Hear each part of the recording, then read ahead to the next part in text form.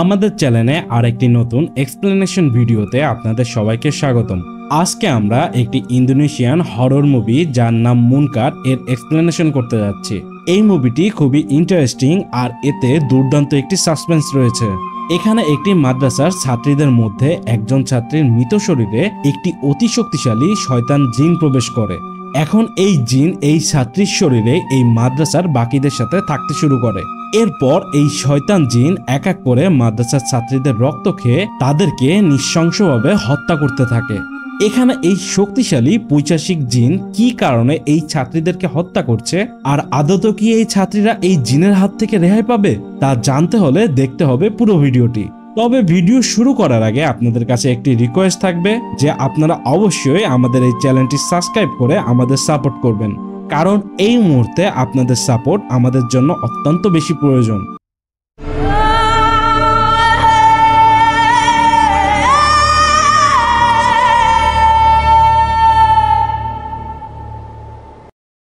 মুভির শুরুতে আমাদের একটি মহিলা মাদ্রাসা দেখানো হয়, যেখানে সমস্ত স্টুডেন্টরা ফরজের নামাজের পর মক্তবে পড়ার জন্য প্রস্তুত হচ্ছিল।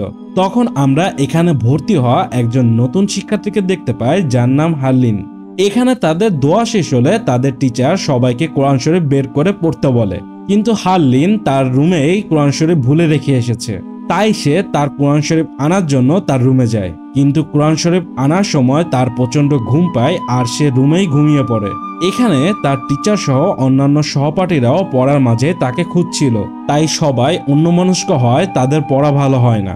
এরপর সকালে টিচার তাদের সবাইকে সম্পূর্ণ মাদ্রাসা পরিষ্কার করার শাস্তি দেয়। টিচারের কথা মতো সবাই মাদ্রাসা পরিষ্কার করতে শুরু করলেও তারা এই শাস্তির জন্য হারলিনকেই দোষ দিচ্ছিল। এখানে আমরা হারলিনকে দেখতে পাই, সেও কিছু স্টুডেন্টদের সাথে মাদ্রাসা পরিষ্কার কাজে ব্যস্ত ছিল। তখন আমরা এখানে রবিয়াতুল, ডিলা, সিতি নামে তিনজন মেয়েকে আসতে দেখি, যারা হারলিনকে একটু খারাপ খারাপ কথা শোনায়, কারণ তাদের মতে এই শাস্তি হারলিনের কারণেই তারা পেয়েছে। যা শুনে সবাই এখান থেকে চলে গেলেও রানুম নামের একটি মেয়ে হারলিনের সাথেই থাকে, কারণ সে হারলিনের খুবই ভালো বন্ধু ও তার রুমমেট। এখানে রবিয়াতুল ও বাকিদের হারলিনের সাথে খারাপ ব্যবহার করতে তাদের টিচার দেখে ফেলে। এরপরে আমরা হারলিনের মাকে দেখতে পাই যে তার সাথে দেখা করতে মাদ্রাসায় এসেছে। এখানে হারলিন তার মাকে জানায় তার এখানে মোটেও ভালো লাগছে না। এখানে সবাই তাকে অপছন্দ করছে, রানুম ছাড়া তার আর কোনো বন্ধুও নেই। হারলিনের মা বলে যে তার এখানে অ্যাডজাস্ট হতে আরো কিছু টাইম লাগবে, আর তারপরেও তার যদি এখানে ভালো না লাগে তাহলে সে তার বাবার সাথে কথা বলবে। অপরদিকে আমরা দেখতে পাই যে রাবিয়াতুলের বাবাও এখানে এসেছে আর সে তাকে শাসন করছে, কারণ রাবিয়াতুল এখানে খারাপ ব্যবহার করেছিল। এখন এখানে হতে পারে যে ওই টিচারই হয়তো তার নামে তার বাবার কাছে নালিশ করেছে। এরপরে হারলিনের মা বাসায় ফিরে তার স্বামীর সাথে হারলিনের বিষয়ে কথা বলে, কিন্তু হারলিনের বাবা জানায় হারলিন ওখানে গেছে মাত্র কিছুদিন হয়েছে, আরো কিছুদিন গেলে সে ওখানে ধীরে ধীরে মানিয়ে নিবে। এরপর আমরা রানুমকে দেখি, সে মসজিদে যাচ্ছিল কোরআন পড়তে, আর হারলিন তখন রুমে একা হয়ে পড়ে। তখন সে তার হিজাব ইস্ত্রি করতে শুরু করে, আর তখনই আমরা হারলিনের রুমে রবিয়াতুল আর ডিলাকে আরো দুজনের সাথে আসতে দেখি। এখানে রবিয়াতুল ভাবছিল যে হারলিনই হয়তো টিচারের কাছে তাদের নামে নালিশ করেছে, তাই তারা হারলিনকে টর্চার করতে থাকে। এখানে হারলিন জানায় সে এরকম কিছুই করেনি, কিন্তু তারা হারলিনের কথায় বিশ্বাস করে না। তখন হারলিন তাদের থেকে পালাতে গেলে পড়ে যায়, আর গরম আয়রনে তার একটি হাত পুড়ে যায়, কিন্তু এরপরেও সে তাদের থেকে ছুটে বাইরে চলে আসে, আর সেখানে সে দূরে রানুমকে দেখতে পায়। সে রানুমকে ডাকতে যাবে, কিন্তু তখনই রাবিয়াতুল ও ডেল্লা এসে তাকে ধরে একটি রুমে নিয়ে যায়।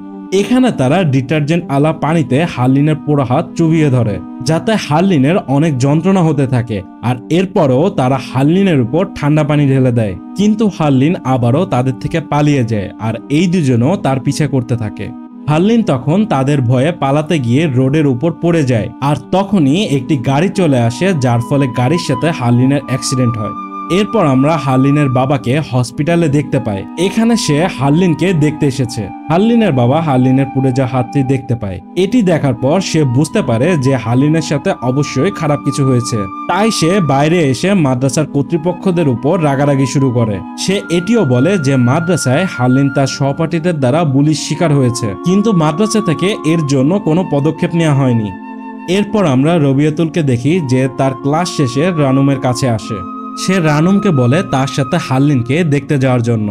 এখানে আমরা এটি বুঝতে পারি যে রবিয়াতুল তার নিজের ভুল বুঝতে পেরেছে, তাই তার হারলিনের জন্য খারাপ লাগছে।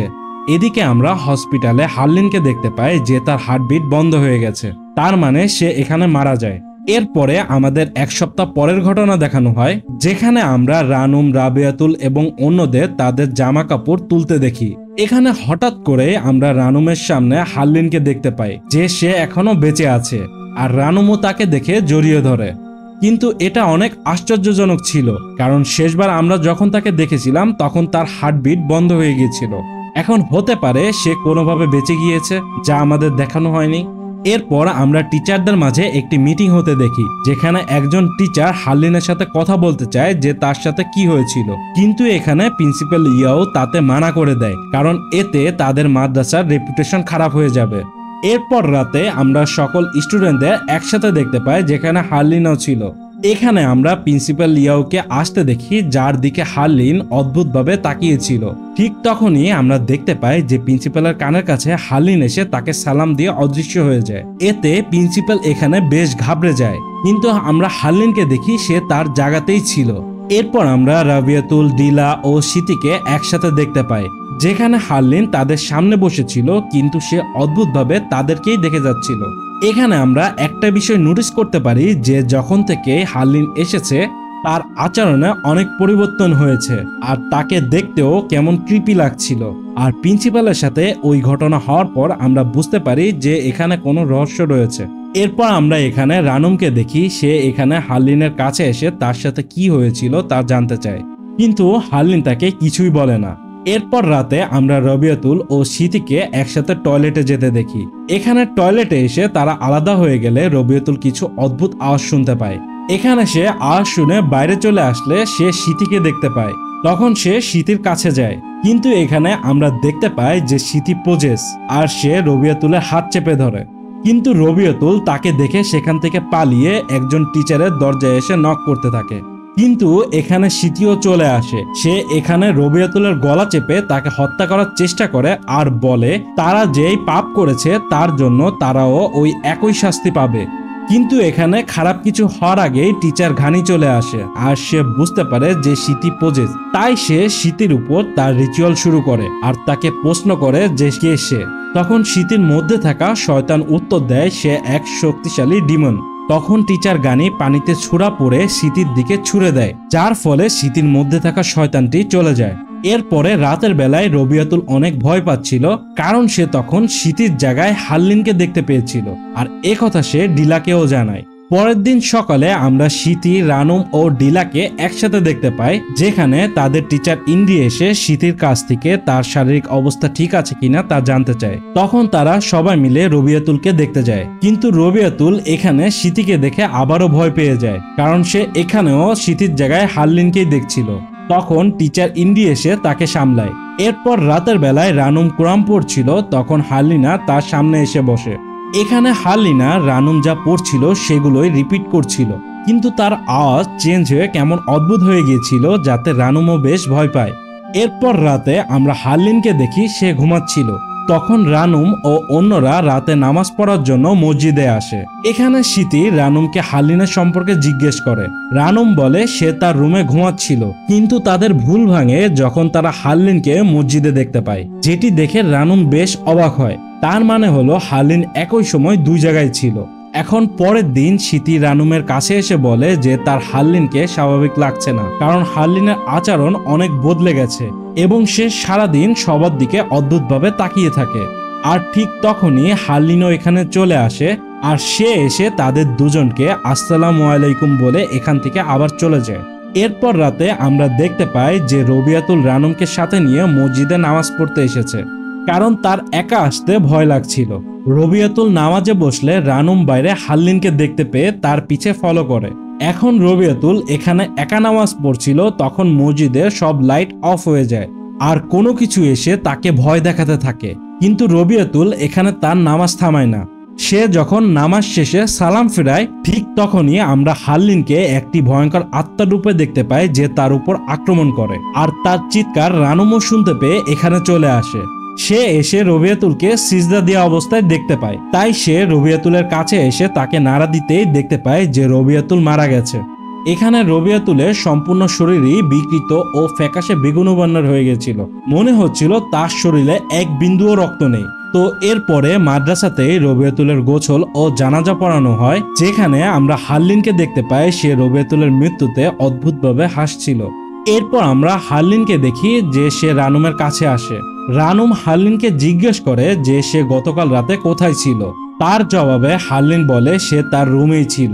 এই বলে সে রানুমকে জড়িয়ে ধরে, তারপর সে সেখান থেকে চলে যায়। তখন এখানে সিতি এসে রানুমকে তার রুমমেট হওয়ার জন্য বলে, কারণ রবিয়াতুলের মৃত্যুতে সে অনেক একলা হয়ে পড়েছিল।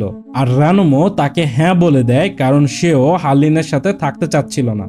এরপরে আমরা টিচারদের মধ্যে আবারও একটি মিটিং হতে দেখি, যেখানে টিচার গানি রাবিয়াতুলের অস্বাভাবিক মৃত্যুর বিষয়টা তার পরিবারকে জানাতে চায়। কিন্তু প্রিন্সিপাল রাবিয়াতুলের অস্বাভাবিক মৃত্যু প্রকাশ্যে আনতে চান না, কারণ এতে মাদ্রাসার সুনাম খারাপ হবে। এরপর আমরা রানুমকে দেখি সে সিথি আর ডিলার রুমে থাকার জন্য চলে আসে। এখানে ডিলা অনেক কানাকাটি করছিল, কারণ রবিয়াতুল তার খুবই ভালো বন্ধু ছিল। এরপর রাতে তারা এখানেই একসাথে ঘুমায়। মাঝ রাতে রানুমের হঠাৎ করে ঘুম ভেঙে যায়। তখন সে সিথি ও ডিলাকে ঘুমাতে দেখে, কিন্তু তখনই আশ্চর্যভাবে রানুম নিজেকে হারলিনের রুমে দেখতে পায়, যেখানে হারলিন তার উপরের খাটে বসে তার দুপা দুলাচ্ছিল। এটি দেখে রানুম অনেক ভয় পেয়ে যায়, কারণ সে নিজেও বুঝতে পারছিল না যে সে চোখের পলকেই কিভাবে ওই রুম থেকে এখানে চলে আসলো। আর তখনই আমরা হারলিনকে রুম থেকে বাইরে যেতে দেখি, আর রানুমও তা দেখে হারলিনের পিছে ফলো করে, কিন্তু কিছু দূর যাওয়ার পরে সে আর হারলিনকে দেখতে পায় না। এদিকে রানুমকে রুমে না পেয়ে সিথি আর ডিলা তাকে খুঁজতে বের হয়। তারা দুজনে আলাদা হয়ে রানুমকে খুঁজতে থাকে। এখানে আমরা ডিলাকে দেখতে পাই যে হারলিনের কণ্ঠে তাকে সালাম দিতে শুনতে পায়, আর তারপরে সে তার সামনে হারলিনকে ভয়ঙ্কর রূপে দেখতে পায়। এতে সে অনেক ভয় পেয়ে যায়, কিন্তু তখনই এখানে রানুম এসে তাকে সামলায়। এখানে ডিলা জানায় যে সে তাকেই খুঁজতে এসেছিল, আর সিথিও তাকেই খুঁজছে। তখন রানুম বুঝতে পারে যে এখানে কোনো সমস্যা আছে, তাই সে ডিলাকে টিচার গনিকে ডাকতে বলে, আর সে নিজে সিথিকে খুঁজতে যায়। তখন আমরা সিথিকে দেখতে পাই, আর তার আশেপাশের লাইট হঠাৎ করে বন্ধ হয়ে যায়। এখানে সেও হারলিনের কণ্ঠে সালাম শুনতে পায়, আর সেও হারলিনকে ভয়ানক রূপে দেখতে পায়। সে ভয় পেয়ে মসজিদে চলে এসে দেখতে পায় যে মসজিদের মধ্যে অনেকেই নামাজ পড়ছে। এদের দেখে সে একটু সাহস পায়, কিন্তু সে বুঝতে পারে যে এরা খুব দ্রুত নামাজ পড়ছিল, যা কোনো স্বাভাবিক মানুষের পক্ষে সম্ভব নয়। তারা সবাই সালাম ফিরেই তাকেই দেখতে থাকে, আর তখন একটি কাপড় সিথির উপর এসে পড়ে। কিন্তু তখনই রানুমও এখানে চলে আসে, আর সবকিছুই স্বাভাবিক হয়ে যায়। তখন আমরা ডিল্লাকে দেখি সে টিচার ঘানির দরজায় নক করছিল, কিন্তু হঠাৎ করে দরজা নিজে থেকে খুলে যায়। তখন সে টিচার গানিকে বিছানার উপর শুয়ে থাকতে দেখে। সে তাকে ডাকতে গেলে হঠাৎ করে তার পিছে আমরা হারলিনকে দেখতে পাই, কিন্তু তার পিছে তাকানোর সাথে সাথে হারলিন অদৃশ্য হয়ে যায়, আর সামনে তাকালে টিচার গানিও অদৃশ্য হয়ে যায়। সে ভয় পেয়ে এখান থেকে চলে যেতে গেলে রুমের দরজা বন্ধ হয়ে পুরো রুম অন্ধকার হয়ে যায়। ডিলা এখানে প্রচন্ড ভয় পেয়ে দরজায় নক করতে থাকে, কিন্তু আমরা দেখতে পাই যে হারলিন হঠাৎ করে তার পিছন থেকে এসে তার ঘাড়ে কামড় দেয়। এখানে ডিলার চিৎকারে সবাই জড়ো হয়ে যায়। তখন তারা মসজিদের মধ্যে রবিয়াতুলের মতোই ডিলাকেও মৃত অবস্থায় পায়। এখানে তার শরীরও বিকৃত হয়ে ফেকসে বেগুনি বর্ণের হয়ে গেছে। এতক্ষণে আমরা স্পষ্টভাবে বুঝতে পেরেছি যে হারলিনের মধ্যেই কোনো সমস্যা রয়েছে, আর সেই রাবিয়াতুল ও ডিলাকে ভ্যাম্পায়ারের মতো রক্ত চুষে হত্যা করেছে, আর এ কারণেই তাদের শরীর এইরকম বিকৃত ও ফ্যাকাশে বেগুনি রঙের হয়ে গেছে। এখানে রাবিয়াতুলের পর ডিলারও এই একই রকম মৃত্যুতে পুরো মাদ্রাসায় আতঙ্ক সৃষ্টি হয়। তাই সবাই মসজিদে একত্রিত হয়ে রাত কাটানোর সিদ্ধান্ত নেয়। এখানে রানুম টিচার ঘানিকে বলে যে এই সবের পিছনে হারলিন দায়ী। তাই টিচার গানি আরেকজন টিচারকে নিয়ে হারলিনকে খুঁজতে যায়। এদিকে হারলিনের মাকেও ফোন করে সব বিষয় জানানো হয়। এরপর আমরা সবাইকে মসজিদে ঘুমাতে দেখি, যেখানে রানুমের পাশে হঠাৎ করে হারলিনকে দেখতে পাই। এখানে সে রানুমকে ডাক দেয়। রানুম ভয়ে ভয়ে তার দিকে তাকালে আমরা সেখানে সিথিকে দেখতে পাই। এখানে সিথি রানুমকে তার সাথে টয়লেটে যাওয়ার জন্য বলে। এরপর তারা দুজনে মিলে টয়লেটে আসে। এখানে সিথি টয়লেটের মধ্যে অদ্ভুত সব আওয়াজ শুনতে পায়, আর বাইরে রানুম দাঁড়িয়ে ছিল। তখন সে সিথিকে দেখতে পায় যে তাকে কিছু না বলে কোথাও চলে যাচ্ছে, তাই সে সিথির পিছে যেতে শুরু করে। এখানে সে সিথিকে ডাকতে থাকে, কিন্তু আমরা দেখতে পাই যে তার পিছনে সিথি এসে তাকেই ডাকছে। তখন আমরা দেখি যে হারলিনই সিথির মতো করে পোশাক পরে রানুমকে এখানে নিয়ে এসেছে। হারলিনকে দেখে তারা দুজনেই ভয় পেয়ে সেখান থেকে পালাতে থাকে, কিন্তু হারলিন এখানে সিথিকে ধরে ফেলে আর তাকে নিয়ে যেতে চায়। কিন্তু তখনই এখানে টিচার ঘানি চলে আসে। সে এসে হারলিনকে প্রশ্ন করে যে তুই কে। তখন হারলিন উত্তর দেয় যে সে আসলে হারলিন নয়, সে একজন জিন, আর সে এখানে খারাপ লোকদের মারতে এসেছে। তখন টিচার ঘানি হারলিনের উপর সূরা পড়তে থাকে, কিন্তু অদ্ভুত বিষয় হলো হারলিনও তার সাথে সাথে ওই একই সূরা পড়তে শুরু করে, আর হারলিনের উপর টিচার ঘানির রিচুয়ালের কোনোই প্রভাব হয় না। তখন এখানে আমরা হারলিনের মা বাবাকে আসতে দেখতে পাই, আর তখন এখানে আমাদের একটি ফ্ল্যাশব্যাক দেখানো হয় যাতে আমরা এই সব কিছুর পিছনের মূল ঘটনা জানতে পারি। আসলে ওই দিন হারলিনের অ্যাক্সিডেন্ট যেই গাড়ির সাথে হয়েছিল ওই গাড়িটি হারলিনের মাই চালাচ্ছিল। সে না দেখে ভুল করে হারলিনকে ধাক্কা দিয়ে দেয়, কিন্তু সে ভাবে যে কাঠের গুড়ির সাথে তার গাড়ির ধাক্কা লেগেছে, আর হসপিটালে হারলিনের মৃত্যু হয়ে গিয়েছিল। কিন্তু তার বাবা তার এই মৃত্যু মেনে নিতে পারেনি, আর সে তার ওয়াইফকে না জানিয়ে তার মেয়েকে এক তান্ত্রিকের কাছে নিয়ে যায়। সে এখানে এই তান্ত্রিককে বলে তার মেয়েকে পুনরায় জীবিত করতে, কিন্তু তান্ত্রিক তাকে অন করে যে এই কালো জাদুর রিচুয়াল খুবই শক্তিশালী ও ভয়াবহ, তাই তার মেয়ে জীবিত হবে কিন্তু তার আচরণ আগের মতো স্বাভাবিক থাকবে না। এখানে হারলিনের বাবা কোনো কিছু না ভেবে তান্ত্রিককে তার মেয়েকে আবারও জীবিত করতে বলে। তখন তান্ত্রিক তার কালো জাদুর রিচুয়াল শুরু করে, যেখানে হারলিনের বাবা হারলিনের মাথায় একটি বড় প্রাক ঢুকিয়ে দেয়, যার মাধ্যমে একটি শক্তিশালী জিন হারলিনের শরীরে প্রবেশ করে। এখানে ওই কালো জাদুর রিচুয়ালের ফলে হারলিন আবার ফিরে আসলো, তার শরীরে এখন একটি জিন বসবাস করছিল, আর এই জিনই প্রথমে রবিয়তুল তারপর ডিলাকে হত্যা করে। আর যেহেতু হারলিনের মৃত্যুর পিছনে তার মাও জড়িত ছিল, তাই সে তার মাকেও তুলে নিয়ে একইভাবে হত্যা করে। এখানে হারলিন সিথিকেও মারতে যায়, কিন্তু তখনই এখানে মাদ্রাসার বড় মৌলানা চলে আসে। সে এসে হারলিনের মধ্যে থাকা এই জিনকে কাবু করে। তখন হারলিনের বাবা গিয়ে হারলিনের মাথার মধ্যে থাকা সেই পেরেকটি তুলে ফেলে, আর তার সাথে সাথে এই জিনটিও হারলিনের শরীর ছেড়ে চলে যায়। তখন আমরা দেখতে পাই যে হারলিনের মৃত্যু অনেকদিন আগেই হয়ে গেছে, আর তার পুরো শরীর সাদা হয়ে গেছে। এখানে হারলিনের বাবা অনেক ভেঙে পড়ে, কারণ সে তার মেয়ে ও ওয়াইফ দুজনকেই হারিয়েছে। তো এরপরে এখানকার পরিবেশ স্বাভাবিক হয়, আর হারলিন ও তার মাকে একসাথেই কবর দেওয়া হয়। এর কিছুদিন পরে রাতের বেলায় আমরা হারলিনের বাবাকে দেখতে পাই, যার কাছে ওই তান্ত্রিকটি দেখা করতে আসে। এখানে আমরা এই তান্ত্রিকের হাতে ওই প্যারাকটি দেখতে পাই, যা সে নিচে ফেলে দেয়। তখন আমরা দেখতে পাই যে এটি আসলে তান্ত্রিক নয়, বরং হারলিনই ছিল, যাকে দেখতে আরো বিভৎস লাগছিল। আর সে এখানে তার বাবাকে আসসালামু আলাইকুম বলে, আর এখানেই মুভিটি শেষ হয়ে যায়। এখানে কিছু বিষয়, যেমন এই জিনটি আবার কিভাবে ফিরে আসলো, আর হারলিনের বাবার কাছেই বা কেন আসলো, হারলিনের বাবাও কি হারলিনের মৃত্যুর সাথে কোনোভাবে জড়িত রয়েছে, নাকি সে এই জিনকে হারলিনের শরীরে ডেকেছিল তাই জিন তার বদলা নিতে এসেছে। এই বিষয় সম্পর্কে মুভিতে আমাদের কোনো কিছুই বলা হয়নি। তো এই ছিল মুনকার মুভির সম্পূর্ণ এক্সপ্লেনেশন। আশা করি ভিডিওটি আপনাদের ভালো লেগেছে। এখানে এই পুরো ভিডিওটি দেখে আপনাদের কি মনে হচ্ছে, এই শয়তান জিনটি কি আবার হারলিনের শরীরে ফিরে এসেছে, নাকি সে নিজে ফিরে এসেছে? আর আপনারা যারা এখনো আমাদের এই চ্যানেলটি সাবস্ক্রাইব করেননি, দয়া করে অবশ্যই আমাদের এই চ্যানেলটি সাবস্ক্রাইব করুন, আর এরকম সব এক্সপ্লেনেশন ভিডিওর জন্য আমাদের সাথেই থাকুন। ভিডিওটি এখানেই শেষ করছি, ধন্যবাদ।